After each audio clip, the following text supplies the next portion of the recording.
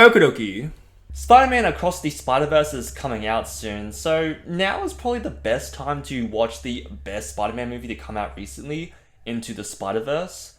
I don't know why I waited this long to pick it up, but that's not important. Let's just talk about a few things I enjoyed about Spider-Man Into the Spider-Verse. First of all, we need to get the obvious out of the way and say what everyone else has already said. This is a stunning movie. I wouldn't even hesitate to say that this is the best adaptation of the comic book style to the big screen, because you have to adore seeing the speech bubbles and comic captions appear throughout this movie. It reminds you a lot of the 2013 Deadpool game, but cranked up to the max. It's honestly gorgeous. Our movie is centered around Miles Morales, who I believe is having his big screen debut. Honestly, can't believe it's taken this long. He's basically going through his origin story. Actually, there's a bunch of origins being explained as additional Spider-Verse members appear throughout the movie, and you have to appreciate the self-awareness this movie has to make them all montages to not waste our time. Everyone and their mothers know that with great power comes great responsibility. And when all the main characters are a rehash of a tragic death, it's refreshing to see them make the explanation snappy.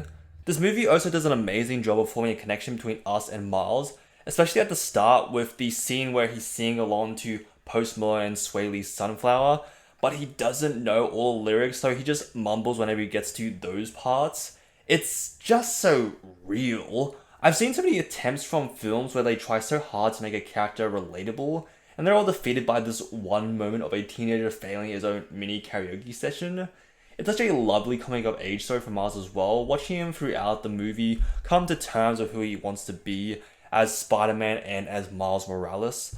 I love how it's represented in the comic books as well. Every time we get introduced to a new Spider, we see a sort of origin comic slap onto screen. It's something we take for granted, a fun nod to the original source, but when Miles finally figures out how to control his powers, and we see his comic appear on the pile, they do such a good job of building up to such a powerful moment. I appreciate the humanization of Kingpin as well. The whole reason why he opened up portals to other spider dimensions was to bring back his dead wife and son. It's such a cliche way to make us feel something for a certain character, but when it's done right, you get stuff like Into the Spider-Verse. Even Doc Ock gets little character moments like the gag when her friends call her Liv. It's small things like this that add so much more to the viewing experience. You gotta love, I love the design as well, because it's just got that beautiful freedom that animation is able to provide. Kingpin is built like a brick shithouse. Doc Ock has her metal claws replaced with what seem to be rubbery, fleshy tentacles, and Prowler feels like a horror movie killer every time he's on screen, supported by the amazing sound design that follows his every movement. The Spider-Folk as well, this movie is able to meld so many different designs, from the black and white noir to the cartoon-verse polka and Perry's anime aesthetic. I love how she's animated at a lower frame rate to better match how it looks in Japan. It's such a cool touch. I completely understand why people say this is an anime movie that pushes the boundary, because there's so many shots within this runtime that just takes your breath away. And it's genuinely funny as well. I can see why so many memes come out of Into the Spider-Verse. Sometimes I let matches burn down to my fingertips just to feel something, anything. Oh. It's such a breath of fresh air compared to the forced comedic dialogue of current live-action movies. I was genuinely laughing throughout this and doing the Leonardo DiCaprio point whenever I recognize a scene from meme culture. I can't wait to see Across the Spider-Verse. You know this is going to be a banger when just the teaser itself becomes a meme.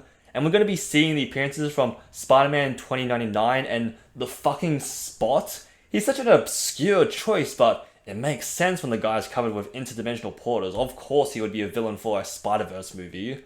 It's films like this and Suicide Squad, the 2021 version, that makes you realize how much untapped potential there is in DC and Marvel comics.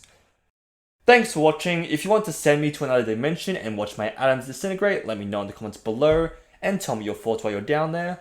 Like and subscribe for more content, let me know if there's something you'd like me to cover. I like to talk about anything that interests me. That's all I want to say. I hope you all have a good rest of your day.